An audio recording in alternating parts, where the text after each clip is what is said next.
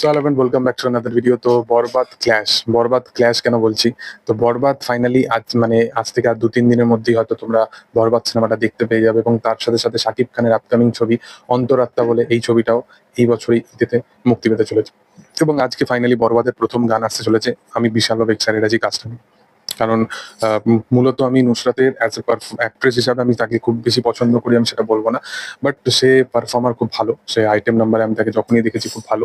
এবং এই কাজটার মধ্যে একটা স্পার্ক আছে, এই কাজটার মধ্যে একটা ওই যে বাজেটটা সেটা অ্যাকচুয়ালি নজর পড়া যায়, মানে নজরে পড়ে যে 15 কোটি বাজেট বলছে, সেটা কিন্তু অ্যাকচুয়ালি নজরে পড়ে।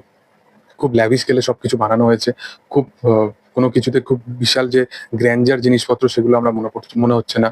খুব স্মুথলি সবকিছুকে বানানো হয়েছে এবং সেগুলো দেখে বোঝা যাচ্ছে। এবং পরিচালক বলো বা প্রোডিউসার বলো, সবকিছু প্রোডাকশন ভ্যালু বলো, সেগুলোতে যে স্মুথনেসটা, সেগুলোতে যে তারা জিনিসটার মধ্যে এফর্ট দিয়েছে, সেগুলো কিন্তু দেখে বেশ ভালো লাগছে।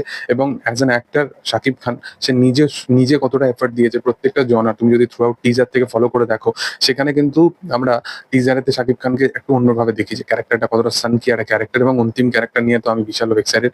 তারপরে সে একটা রোম্যান্স দেখায়, তারপরে সেই ক্যারেক্টারটা আবার রিভেঞ্জ একটা গান নিয়ে আসে, যেখানে সে ওই মানে অ্যাক্ট্রেসটার প্রতি একটুখানি রিভেঞ্জেবল কিছু দেখায়। আবার এইখানে আবার একটা অন্যরকম, তো জনারটাকে স্পেসিফাই করছে। ইটসেলফ ছবি কেমন হবে সেটা না দেখে বলতে পারবো না, বাট এখনো পর্যন্ত তারা যেটা আনার প্রচেষ্টা করছে সেটা কোথাও গিয়ে সেই জনারটাকে স্পেসিফাই করছে, সেটা দেখে বেশ ভালো লাগছে। এবং মেগাস্টার শাকিব খানের আজ যেহেতু বার্থডে, তো আমি সেই উপলক্ষে ভিডিওটা বানালাম। তো এটা একটা ব্যাপার।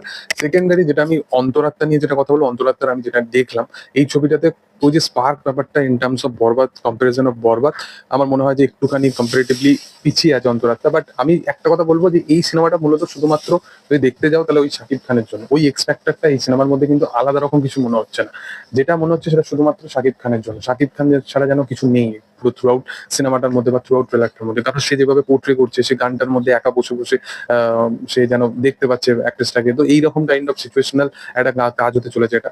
তো সেটা দুটো কাজের কাহিনী আলাদা, দুটো গল্প আলাদা, বাট ঈদের জন্য তার অডিয়েন্স যারা আছে তাদের জন্য একটা দুর্দান্ত মাফিক কাজ হচ্ছে। এবার যদি বলে রাখি তাণ্ডব নিয়ে, তাণ্ডব আজকে অ্যানাউন্সমেন্ট হবে, তাণ্ডব আনাটা কি ঠিক হচ্ছে কি হচ্ছে না এইগুলো নিয়ে যদি বলি, তো মূলত আমি একটা কথা বলতে চাই যে তাণ্ডবকে প্রপার ভাবে অ্যানাউন্সমেন্ট করার এর থেকে ভালো কিছু সময় ছিল না আমার মতে। কারণ তাণ্ডবের একটা হাইপ বেড়ে গেল এবং বরবাদের অলরেডি একটা হাইপ আছে।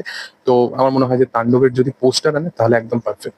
এটা নিয়ে কোনো কোনো প্রশ্নই ওঠে না। টিজার হলে হয়তো আমি একটুখানি নাক ছিটকাতাম, বাট যেহেতু পোস্টার আনছে তো সেখানে আর কোনো প্রশ্ন ওঠে না। তারা একদম পারফেক্ট কাজ করছে রায়ান রাফি। এবং ফাইনালি আজকে হয়তো অ্যানাউন্সমেন্ট হতে চলেছে তাণ্ডব সিনেমা। তো যাই হোক, তোমাদের কি বক্তব্য এই বিষয়বস্তু নিয়ে সেটা তোমরা অবশ্যই কমেন্টে জানাতে পারো। ভিডিও যদি ভালো লেগে থাকে অবশ্যই লাইক শেয়ার সাবস্ক্রাইব করিও।